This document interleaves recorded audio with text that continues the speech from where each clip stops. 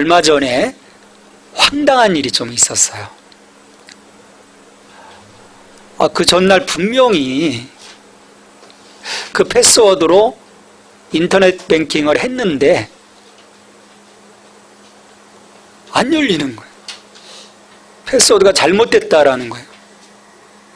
분명히 어제 저녁에 그 패스워드로 들어가서 분명히 어디에 이체를 했는데 안 되는 거예요.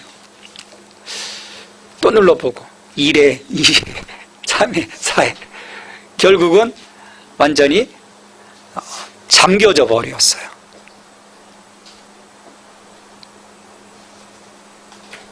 다른 은행도 마찬가지였어요. 결국 이제 은행 가서 이제 새로 패스워드를 이제 새로 지정해서 회복했던 그런 일이 있었어요. 패스워드는요, 정확해야 합니다. 점 하나라도, 간격 하나라도 달라지면 열리지 않아요. 똑같아야 합니다. 근데 우리는 우리의 삶에서 이런 경험들을 좀 많이 하는 것 같아요. 유사한 것들, 비슷한 것들, 그것들을 우리가 지금 쫓아가고 있지는 않는가.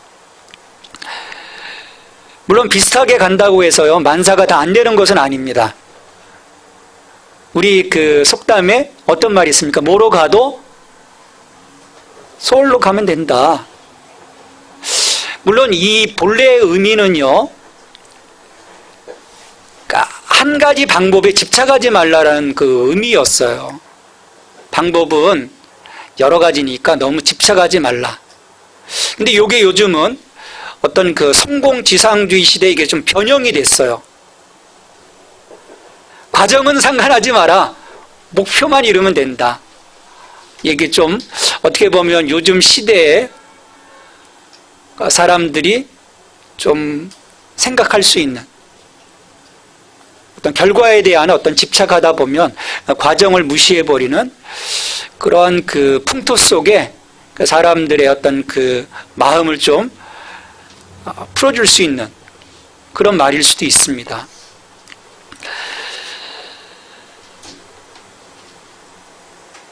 자, 길은 여러 가지다. 그냥 뭔가 어떤 결과를 우리가 이루면 돼. 근데 이 영역이, 이 부분이 이 종교라고 하는 부분에 있어서도 오랜 역사 동안에 좀 다투었던 그런 부분이에요. 이 종교적인 영역에서도.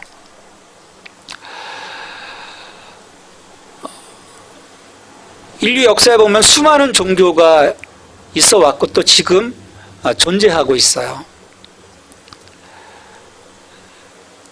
근데 이 종교를 보면 아무리 복잡해도 두 개로 사실은 나눌 수 있어요. 어떻게 나눌 수 있을까요? 단순하게 나눌 수 있습니다. 하나는 자력 구원의 길인 거예요. 자력 구원의 길. 또 하나는 타력 구원의 길입니다. 자력으로 할 수 있다라는 거죠.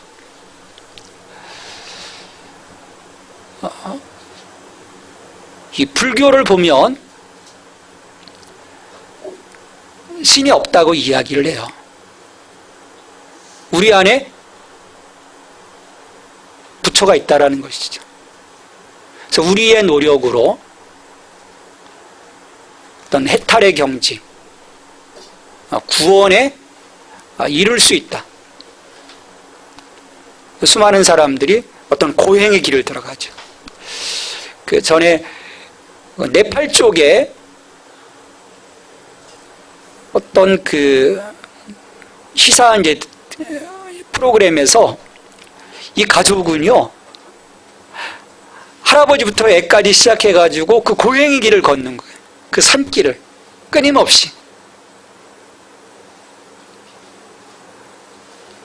그런 그 자기들의 그 노력을 통해서 뭔가 어떤 그 경지에 들어갈 수 있다라는 그런 그 생각들을 갖고 있는 것이죠.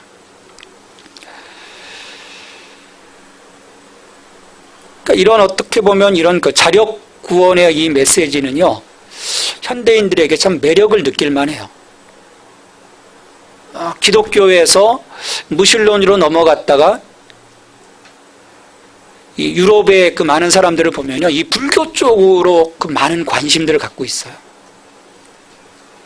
매력을 느끼는 거예요. 내가 뭔가 할 수 있지 않을까. 신을 거부하는 사람들은요, 대부분 플라톤 이후에 신을 거부하는 어떤 그 철학적 세계에서의 어떤 그 주장들을 보면 인간이 신의 경지에 이룰 수 있다는 거예요. 변형일치를 통해서. 어떤 그 열등한 그 육체가 아니라 그 육체와는 다른 그 정신의 고향, 그 누스를 통해서 신과 합일이 되어질 수 있다라고 하는 그런 주장들을 해요. 그러니까 우리 안에 굉장한 능력이 있다라는 거죠. 우주를 품고 있다. 이제 그런 그 주장들을 합니다. 하지만 이 땅의 유한함을 뛰어넘을 수 있는 사람이 누가 있을까 저는 생각을 해봐요. 요즘 지난 그 3년 동안 저희 그 목사들 몇 명이 모여서 그 고전으로부터 시작해서 수많은 인문학 서적들, 그 신앙 서적들, 영성 고전들까지 지금 3년째 읽어가고 있어요. 읽어보면 화려합니다. 정말 그럴듯해 보여요. 그런 주장들이 매력적입니다. 헌데 과연 이 유한함, 우리 인간의 유한함을 과연 뛰어넘은 사람이 있을까라고 했을 때 저는 그 책을 통해서 수많은 고전들을 통해서 한 사람도 없었음을 봐요. 이야기는 있지만 말로서는 무성하지만 그 결과를 몸소 실증적으로 이론적으로는 보여주지만 실증적으로 보여준 그 어떤 인물도 없다라는 거죠. 근데 그럼에도 불구하고요, 현대인들은 이 길을 가려고 합니다.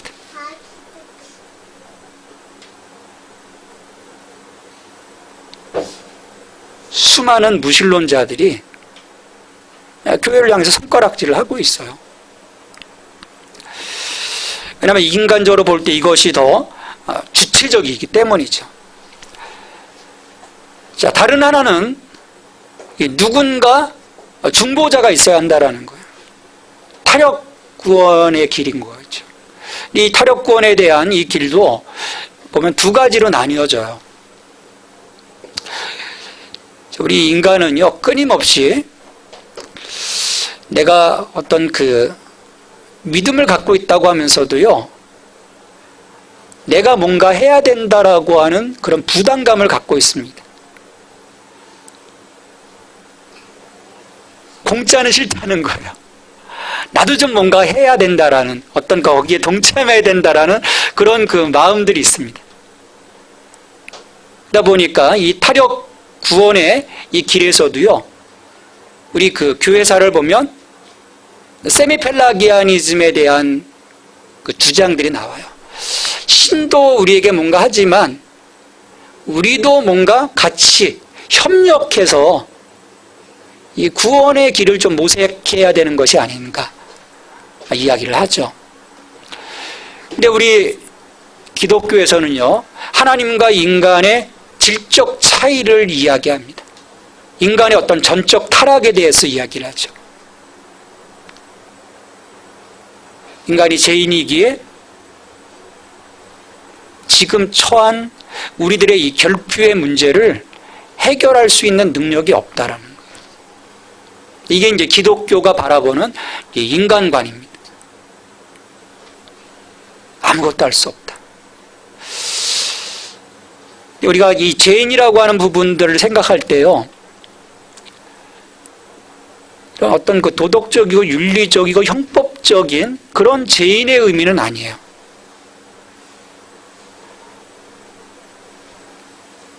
우리의 문제를 스스로 해결할 수 없는 그 상황 속에 묻혀있는 그런 그 영적인 상태를 말합니다. 우리가 그 전도를 하다 보면 그 전도 폭발 같은 경우에서 당신은 죄인입니다. 그렇게 이야기를 하게 해요. 근데 요즘 저도 길거리 나가서 많이 전도를 해봤지만 당신은 죄인입니다. 그러면요 봉변당하기 쉽습니다. 요즘 죄인인데도 자기가 죄 없다고 큰 소리 치면 다 그냥 지나가는 세상이에요. 법망을 요리조리 피할 수 있는 세상입니다. 사람을 죽여놓고도 피할 수 있는 세상인 거예요. 그런 세상 속에서 나의 죄인됨을 인정하고 내가 아닌 전적인 타자에게 나의 구원의 문제를 맡긴다고 하는 거 사실 현대인들에게 있어서 결코 매력적인 부분은 아닌 거예요.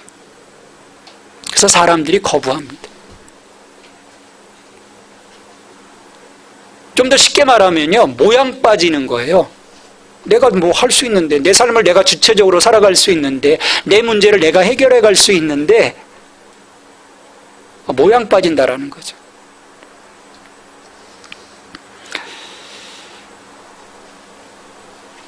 그렇지만 사람들이요, 아무리 영악해도 근본적인 문제들, 삶과 이 죽음의 문제를 스스로 헤쳐나갈 수 있는 사람이 과연 이 땅에 누가 있겠습니까?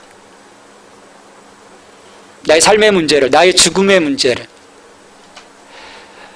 내가 제어할 수 없는 수많은 이 삶의 문제들을, 물론 내가 제어할 수 있는 부분이 있지만 너무나 많은 영역에서 내가 감당할 수 없는 그 많은 문제들이 우리의 삶의 포진에 있어요. 이 그리스 철학의 그 한 학파인 견유학파를 여러분들 아십니까? 이들은요, 죽음을 좀 넘어보고 싶었어요. 죽음의 문제, 이걸 어떻게 할 것인가, 이걸 어떻게 감당할 것인가. 이 사람들의 답은 하나였어요. 죽음이 내게 찾아오기 전에 우리가 먼저 죽어버리자. 자살을 택합니다. 여러분, 이게 정답일까요?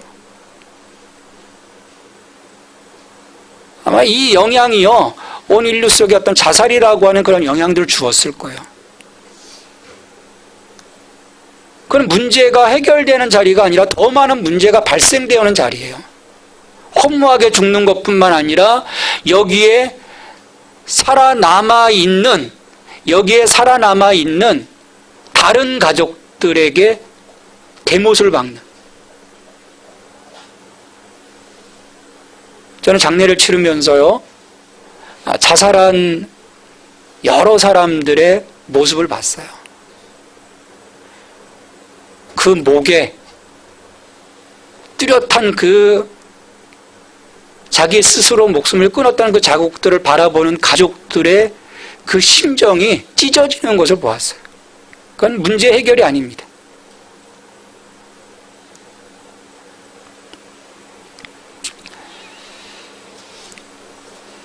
지금으로부터 2000년 전 유대 민족도 오랜 동안 율법을 좀 잘 지키고 할례 받고 하나님께 예배 잘하면 구원받을 수 있음에 대한 그 신념을 가지고 종교 생활을 합니다.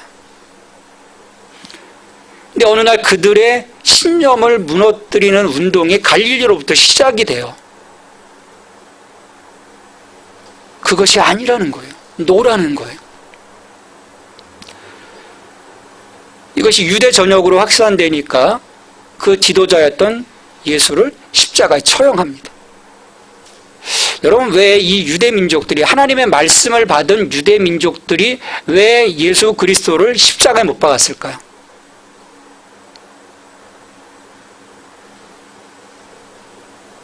그들이 생각하는 패스워드가 아니었기 때문이에요.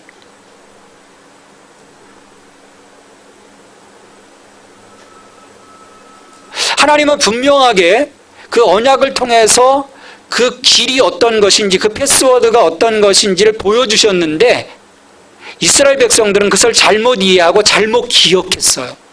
저처럼 잘못된 패스워드를 가지고 끊임없이 두들겨 대었습니다. 열리지 않는데 그게 열리리라고 그들은 믿었습니다. 끝까지 믿었어요. 네, 하나님께서 이 땅에 침공해 들어오셔서 그건 아니다라고 말씀해 주셨는데 그들은 그들이 갖고 있는 기억에 대한 확실한 신념을 가지고 밀어낸 것입니다. 거부한 것이죠. 하지만 그 불길은 그럼에도 불구하고 꺼지지 않았지 않습니까? 그래서 사도행전에 그 예수 그리스도 부활 이후 땅끝까지 이르러 증인이 되라고 하시는 그 말씀을 가지고 이 복음이 이제 확산이 되어지는 거죠. 그래서 오늘 본문에서도 보면 이 사도 베드로가 성령 충만해서 사람들에게 외쳐대요. 누구든지 주의 이름을 부르는 자는 구원을 받으리라. 누구든지 주의 이름을 부르는 자는 구원을 받는다. 말씀을 받은 이 유대 백성들에게 있어서 율법을 목숨처럼 지켜야 한다라고 하는 이 유대 민족들에게 있어서 이것은 과히 혁명적인 발언입니다. 하나님 말씀을 지키고 율법을 지키고 할례를 받아야 되는데 예수의 이름을 부르는 자가 구원을 받아? 근데 이 외침 속에서 몇 명이 구원을 받습니까? 3,000명이 회개하고 세례를 받아요. 말씀으로 똘똘 뭉쳐 있었던 이 사람들이 율법의 굴레 속에서 수십 년 그 짐을 짊어지며 거기에 순종함으로써만이 그들이 구원받을 수 있었다고 믿었던 자들이 주의 이름을 부르는 자는 구원을 받으리라고 하는 그 말씀 때문에 바로 3,000명이 회개한다는 건 돌아서는 거예요. 그 율법의 길에서 돌아서서 이제 새롭게 제시한 그 하나님의 복음을 따라가겠다는 결단인 거거든요. 그 일이 일어났어요. 왜 이 사람들 속에 어떤 그 작용이 일어난 걸까요? 그냥 부안해동한 걸까요? 여러분, 아니에요. 요 속에 숨겨져 있는 이들의 심리를 좀 보아야 합니다. 이건 종교개혁자 루터에게서 드러나요. 루터는 자기의 문제를 해결하기 위해서 온갖 고행의 길을 걸어갑니다. 말씀대로 해봐요.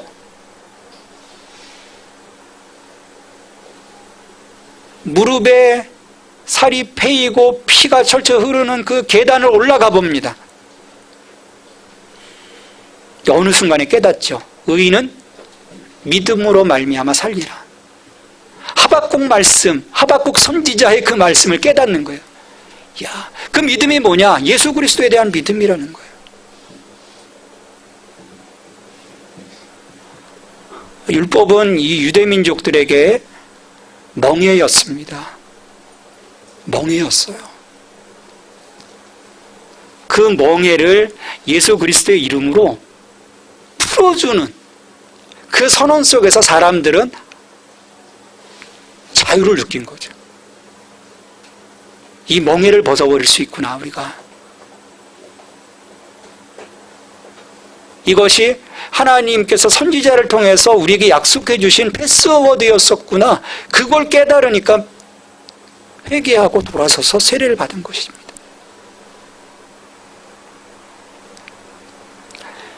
그러니까 율법을 지킴으로써 어떤 자기 의를 통해서 구원받을 수 없음을 그들은 삶의 현장 속에서 경험했던 거죠. 그리고 얼마 후에는 성전문에서 구걸하던 이 안진뱅이가 예수 그리스도의 이름으로 일어나는 기적이 일어나요. 사람들이 몰려듭니다. 기적을 보고요, 사람들이 몰려들어요. 그럴 때 베드로가 뭐라고 이야기합니까? 뭐라고 이야기해요? 이 일은 우리가 행한 것이 아니다. 예수의 이름이 이 사람을 완전하게 낫게 하였느니라.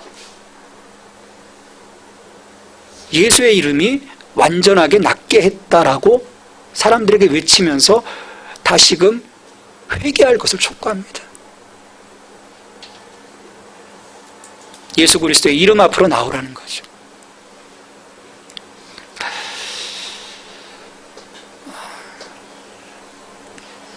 겉으로 보면요, 다 멀쩡해 보입니다.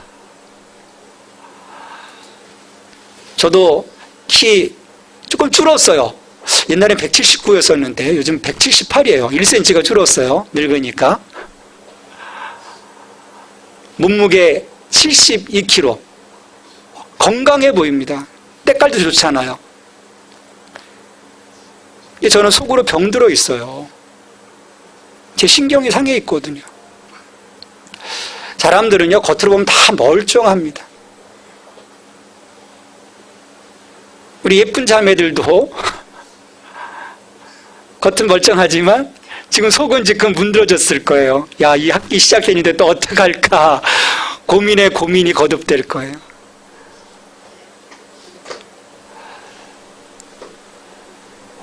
우리의 속은요, 완전하지가 않습니다. 완전한 척하는 것이지 온전한 사람은 별로 없는 것 같아요. 육체적으로나 심리적으로나 영적으로나.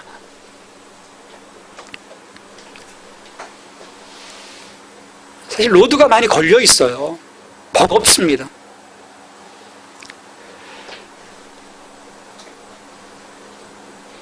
이것을 벗어버리고 우리의 삶을 다시금 그 억압의 자리에서 일어서게 하는 것은요, 우리 스스로 할 수가 없어요. 예수 그리스도의 이름을 통해서 우리가 일어날 수 있다는 거예요. 이게 베드로의 외침인 것입니다. 하나님은요, 우리를 향한 그 회복의 프로그램을 갖고 계세요. 인간이 타락한 그 순간부터 회복에 대한 프로그램을 발동하셨습니다. 그게 구속사인 거예요. 아무 생각이 없으신 분이 아니에요. 끊임없이 그 계획 안에서 하나님은 움직이시는 것이죠.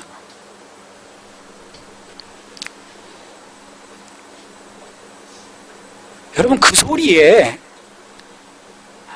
예수 그리스도 안에서 완전케 되어짐의 그 권세가 있음을 사람들이 들으면서요, 남자만 5,000명이 믿습니다. 그건 하나님의 회복 프로그램을 신뢰하겠다라는 거예요. 지금 자기들이 그 율법의 명예 아래서 지쳐 있었던, 오늘 현대로 보면 내 삶을 살아가면서 지쳐 있던 우리들이 새로운 그 힘의 근원을 보게 돼요. 늘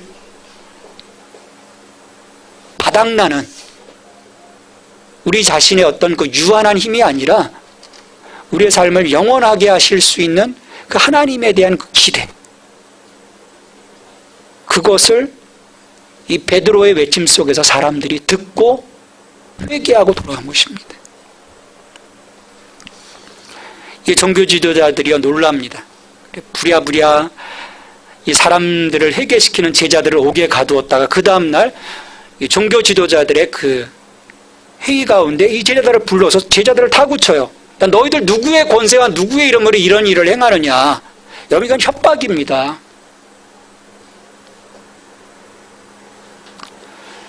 그 말은 뭐냐면, 누구의 권세로 누구의 이름으로 살아가느냐, 이 말은 쓸데없는 것 가지고 너희들 지금 우리가 누리고 있는 이 영역들 침범하지 말라라는 거예요. 이 세상을 다스릴 수 있는 권세와 힘은 우리에게 있는데 왜 너희들이 지금 이 영역들을 깨트리고 들어오느냐. 그런 종교 지도자들의 자기 기득권에 대한 그런 압박감 속에서 제자들을 협박하는 것입니다. 멈추라는 거예요.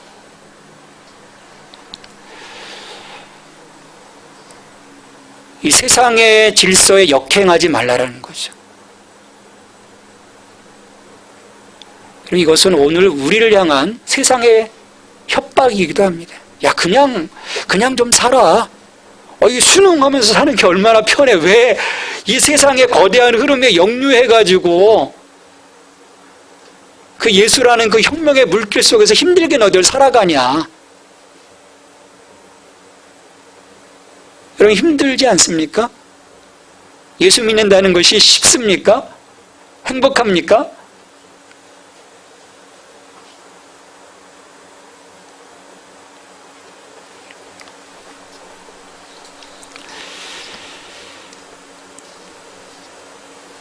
제자들을 향해서 함부로 나대지 말고 그냥 순조롭게 살라는 그런 그 협박을 제자들은 거부하죠. 그리고 당당하게 말합니다. 너희와 모든 이스라엘 백성들은 알라. 너희가 십자가에 못 박고 하나님이 죽은 자 가운데서 살리신 나사렛 예수 그리스도의 이름으로 이 사람이 건강하게 되어 너희 앞에 섰느니라.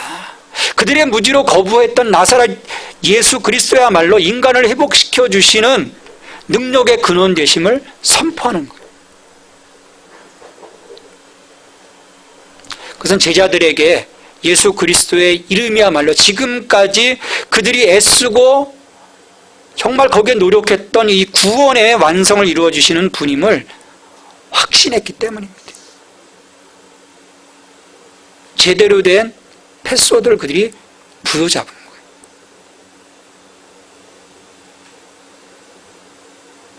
그리고 그 이름, 그 영원한 구원의 그 패스워드이신 그 이름을 그들은 세상 가운데 증거하기 시작하는 것입니다. 정말 알았는데, 정말 무엇이 우리로 하여금 그 길로 갈 수 있도록 하는 것이 보여졌는데 멈출 수 있겠습니까?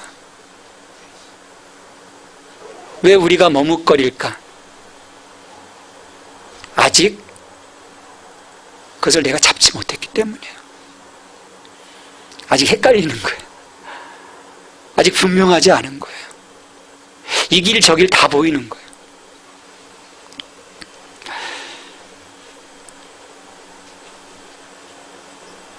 (12절에서) 말씀합니다. 구원이 이르는 길은 오직 예수뿐이라는 거예요. 다른 이로서는 구원을 받을 수 없나니 천하 사람 중에 구원을 받을 만한 다른 이름을 우리에게 주신 일이 없습니다. 더 이상 이리 기웃 저리 기웃하지 말라는 것입니다. 우리를 완전하게 하시고 우리를 죄와 이 사망의 권세로부터 해방시켜 주시는 분은 예수님 뿐임을 제자들은 선포하는 거예요.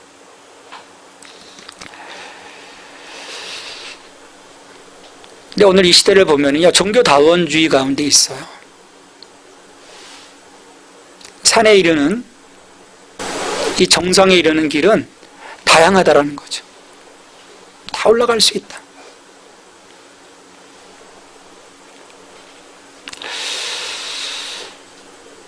이게 합리적인 것처럼 보여요.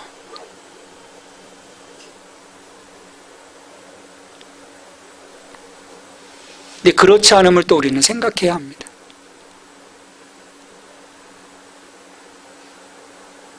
올라가다 우리가 미로에 빠질 수 있다는 거. 그 잘못된 패스워드를 통해서 미로에 빠질 수 있다는 거. 길을 잃을 수 있다는 거. 전에 청년 시절에 이 지리산에서 그 길이 분명히 정상으로 올라가는 길이라고 올라갔는데요. 한번 미기로에 빠지니까요, 정상에 올라갈 수가 없었어요. 그게 우리 삶에서 반복이 됩니다. 근데 그럼에도 그 길을 가면 정상으로 갈 거라고 우리가 생각을 해요. 근데 끝내 이루지 못할 수 있다라는 거예요. 끝내.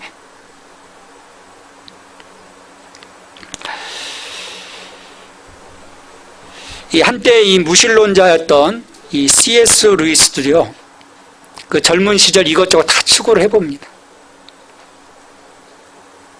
그가 무신론자였어요. 근데 31살 때 그가 예기치 못했던 기쁨을 발견합니다.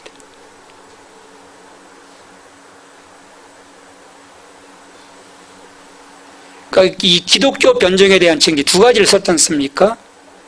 순전한 기독교와 또 예기치 않은 기쁨이라는 책을 썼어요. 이 예기치 않은 기쁨이라는 그 책에서 그의 회심의 과정을 그가 고백을 해요.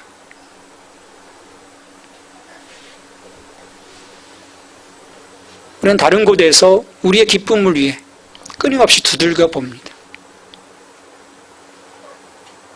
기쁨이 오는 것 같지만 기쁨이 오는 게 아니에요. 그러다 그가 예수 그리스도의 그 이름을 통해서 예기치 않은 기쁨을 발견하게 되는 거죠. 예수 그리스도 안에 기쁨이 있다라는 거예요. 내가 생각지 못했던 세상에 줄 수 없는 그 기쁨, 구원에 대한 기쁨인 거죠. 나로 말미암지 않고는 아버지께로 올 자가 없다고 말씀하신 예수 그리스도의 이름, 그 안에 우리에게 주시는 영원한 구원의 기쁨이 있습니다. 이 이름을 통해서 우리 모든 억압의 자리에서 우리가 일어날 수가 있어요. 내 삶의 완전함에 이룰 수가 있습니다. 구원의 문이 활짝 열리게 될 거예요. 여러분, 예수 그리스도의 이 이름, 예수 그리스도의 이름의 권세 앞에 여러분들이 무릎 꿇을 수 있게 되길 바랍니다. 너무 복잡하게 생각하지 마십시오. 우리가 중요한 결정들 할 때는요, 단순해져야 합니다. 너무나 많은 추론을 하다 보면 오히려 복잡해지고요, 답을 얻지 못하게 돼요. 그냥 보시면 돼요. 앞에 간 사람들, 수많은 가짜 크리스찬들 말고 진짜 크리스찬들, 저들이 무슨 기쁨을 가지고 누구의 이름 속에서 저들의 삶이 회복되어졌는가를 여러분들이 볼 수 있게 되길 바랍니다. 가짜를 보면 안 보여요. 똑같이 잘못된 패스워드 가지고 계속 오리무중에 빠져 있는데 정말 진짜를 보십시오. 진짜를 보면 그들의 삶 속에서 예수가 보일 거예요. 아, 저기에 그들의 기쁨의 근원이 있구나. 여러분, 믿져야 본전의 문제가 아닙니다. 그런 마음으로 이 길을 가지 마세요. 우리가 다른 길 끝에서는요, 생명이 없습니다.